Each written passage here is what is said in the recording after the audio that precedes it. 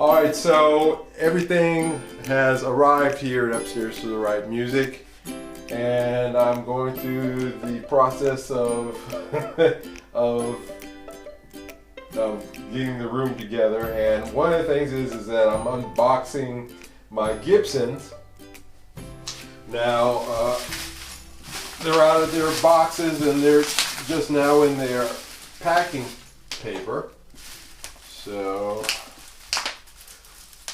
what's going to happen here is that they just arrived off the truck, and it is -1 outside right now here in Amsterdam. So one thing that you do not want to do is you do not want to immediately open this. Even touching this is icy cold. So with these nitro finishes on Gibsons, they're the wood is subject to contraction and expansion depending upon temperature. So the paint will do the same along with the wood, and you'll get something called finish checking. And so you don't want that. So these have to sit for at least, some people say 24 hours.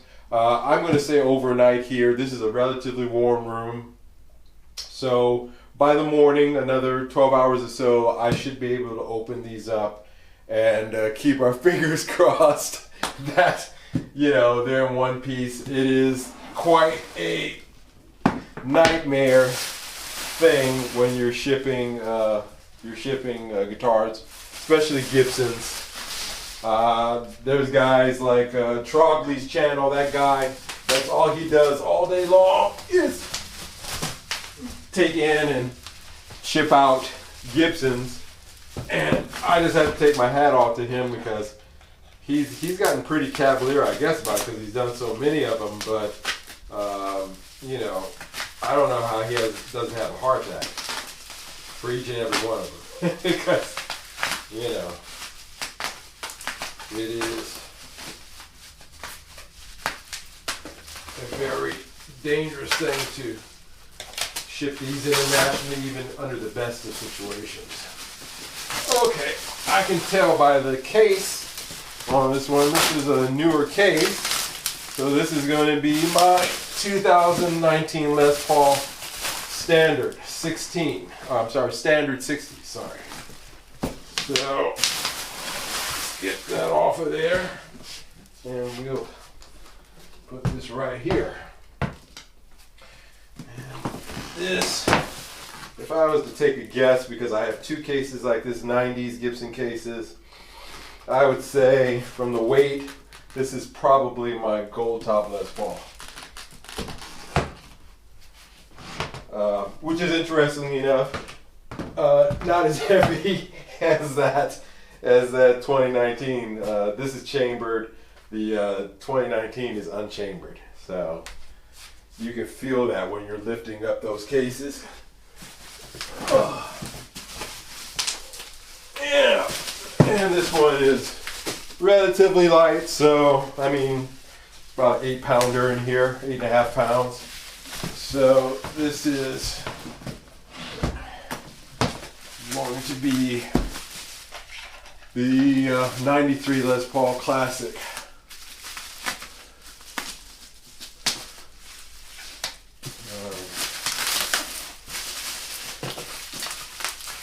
Thankfully, when I'm opening these cases, I haven't heard any rattling or jangling, so that means that it's unlikely that I gotta hit any headstock brakes. That's your biggest fear when you're unpacking or shipping these things, is that, as you know, because of the angle of the headstock on Gibsons, they are extremely susceptible for hit, stock brakes, neck brakes, the works, you name it. Yeah, that's definitely Les Paul Classic 93 Premium Plus. All right. So I am going to let these sit here. I mean, I've got my Epiphones and my Pride and Joy Telecaster, which, by the way, now also has a nitro finish on it. So I can't open that one either. That's no-go territory on opening that one. But I didn't hear any rattling on these Gibsons, so that tells me that I don't have any headstock breaks so far. But anyway, I thought I would share that with you.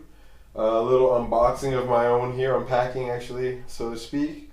And tomorrow we'll come back and we'll film me opening these up and pray to God that they're all in one piece.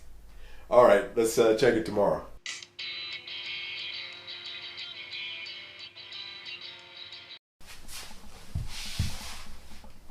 Okay, so it's been 24 hours later, so we are going to open these up.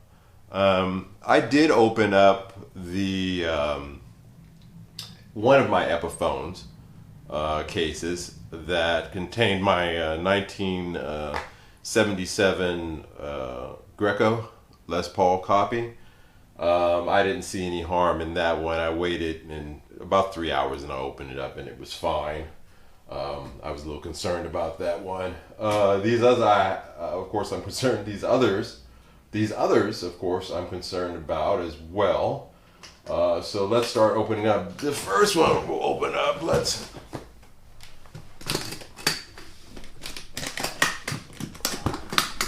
see what we've got going here. All right. So here is our, let's turn on some light in here. It's a little dark. All right, there we go. So here is the TV Yellow 2018 Epiphone Les Paul Special Pro. I'm looking at it right now, and that I can see there's no finish checking. Yeah, neck looks good, no cracks, no breaks. Volute is solid on it. Yeah, so I think our Les Paul Special here made it. And I didn't really expect any finish checking on this one anyway, because this is a polyurethane finish on this thing, and you really don't have, nitrocellulose is what you really have to worry about as far as finish checking is concerned. Polyurethane, man, that stuff outlived the earth. so yeah. All right, let's put this one back. Okay, so let's move on to this one. My #1 guitar. Without any question. Let's see. Yep. Alright, let's see how my... there we go. Alright. Let's take her out. Alright, so my 94 made in Japan Fender Telecaster. No cracks, no breaks in the neck. Looking good. Not having any problems or issues here. So let's see. No checking, it seems. No, that looks good. No problems whatsoever. So yeah, I was worried about this one, of course, because this one does have a nitro finish that I just had put on. I haven't even really had the chance to play this. Keep in mind that if you go back to the video where we were actually packing these up to be shipped, that was over 3.5 months ago. So it has been 3.5 months since I have had a guitar to play. And that is just sad, but unfortunately, because of the way things worked out, it just took that long. I'm happy to have them back here with me today. I miss them and I need to get back to practice. I know you know, that I've got some issues that need to be addressed with practice. All right, so I do believe, as I seem to recall, that this would be my 93 Les Paul. I do believe. Yep. All right. Yep. So here is the 1993 Les Paul Classic. This is as clean as you can expect for a 93. This is actually collector's grade, and I've kept it that way. I don't play this guitar, as you know. I don't touch it. I got it from a collector, and well, a guy who was selling on consignment as a collector. It was a story I was told. But in any case, it looks like neck. Yeah, neck is good. No cracks, no breaks, no issues. Certainly, looking at that finish, I'm not seeing any finish checking that I can note. So, the Les Paul Classic 93 Premium Plus made it through, no problems. I can breathe a little sigh of relief on that one because this one is going up for sale. As you know, I am trying to lighten the load in terms of guitars. So, and I have, but this will be next on the chopping block. Okay. So that would make this one my 96 Classic Gold Top. I've been having I'll get real a little bit. I've been having a little bit of a debate in my head over the last 3 months since I've been waiting for these to come. Because as you know, I want to lighten load, and I'm trying to decide between keeping this 96 Les Plastic. Now this one already had finish checking, so actually I don't know if that's picking up in the video, if you can see that, maybe a little bit, maybe not in this light, but this one already has finish checking, especially particularly down in this area here, right here, that it got before I bought it. But to be frank, it just adds to the overall mojo of this guitar. Yeah, this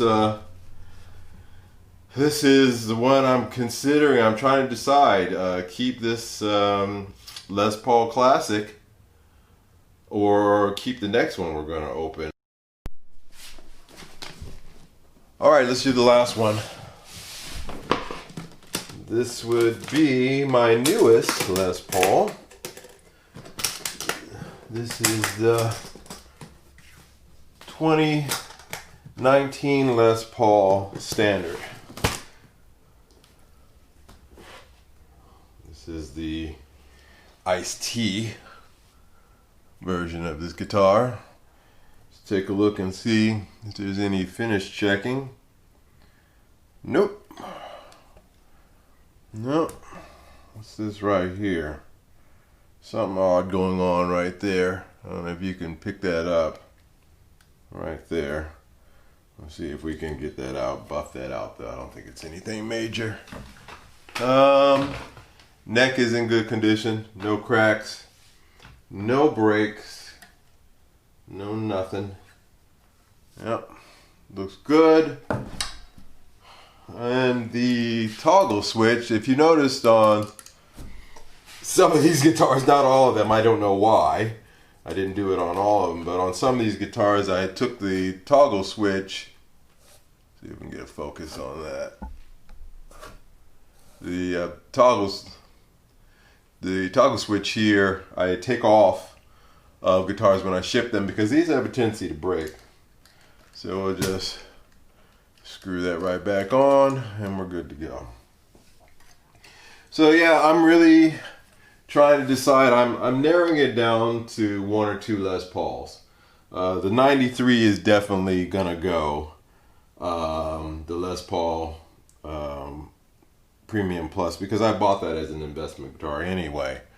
The gold top I bought, that was my first Les Paul. I love it, but I'm feeling that in terms of work, because this guitar is brand new, the gold top needs a refret. It needs a refret, and I love the way this guitar sounds. I love the feel of the neck, and I love the sound of this guitar. If I did hold on to this one, then I would not change a thing. I would keep it stock just the way it is. I wouldn't change the pickups. I wouldn't do anything to this at all.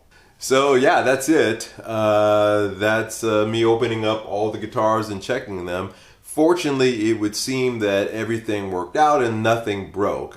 Miracle of miracles. Interesting enough, the moving guys broke my 65-inch TV screen. So given a choice between a TV that is easily replaced as opposed to some of these guitars here, which are, especially in the case of the 93, almost irreplaceable, yeah, you know, it sucks, but I can live with that. But in any case, so the next step is to set up the new upstairs to the right recording studio in this room.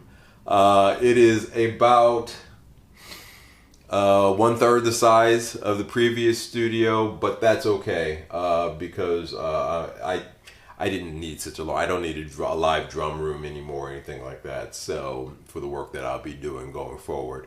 So anyway, that's my vlog here from the new upstairs to the right studio in Amsterdam. Yeah, really happy about all my stuff arriving and in one piece. Yeah, I mean, these are my babies, you know.